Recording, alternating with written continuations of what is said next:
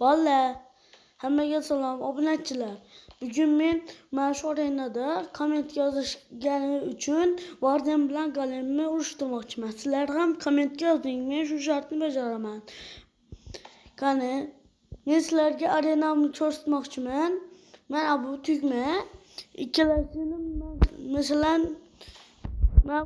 bunda bossak. Hozir. Mana bunda qilsak ular urusha olmaydi. Eğer bunu bundaşsam ular urushib ketadi. Keyin bu yerda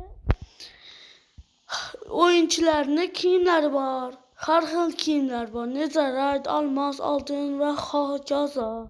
Bu yerda esa o'yinchilarga kerak bo'ladigan totem va shunga o'xshash narsalar bor. Mana bu yerda esa har xil moblar bor. Bir-biri bilan urushtirish uchun. Mana bu esa salyut. Yutgandan keyin bu shunday qilinadi. Mana bu yerda esa tuxumlar turadi. Ve mana bu dastak bilan mana shu yerda 10 ta golem bilan mana bu yerda bitta Warden. Mana shu dastakni bossam ular urushib boshlashadi. Hozir buni bundoq qilamiz.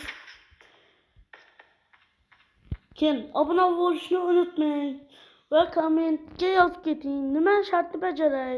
Keyin like bosishni ham unutmang. Qani.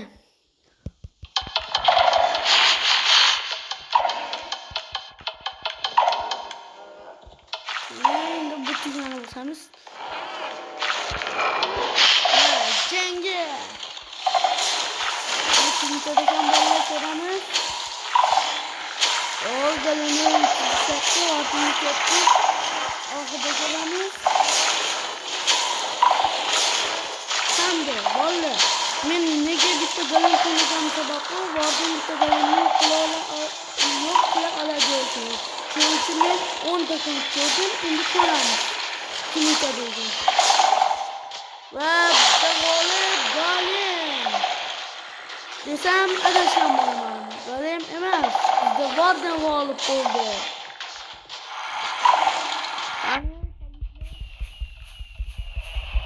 Warden 10 ta golemni yutdi. Keyin bolalar, sizlarga bitta gapim bor edi. Men obunachilar, men 31 dekabrda komment yozganlar orasidan bittasini olmoqchiman. Bitta emas, ikkita. Chunki ertaga 31 dekabr yangi yil. Shuning uchun sizlarga sovg'a sifatida ikkita yoki uchta topshiriq bajaraman. Yozib keting. Qanday topshiriq bajaray? Keyin bizani oramizda hatto obuna bo'lmaydiganlar ko'radiganlar like bosib qo'ying va obuna bo'ling. Va biz tez orada bunday videolarda ko'p chiqaramiz. Siz kommentga yozsangiz bo'ldi.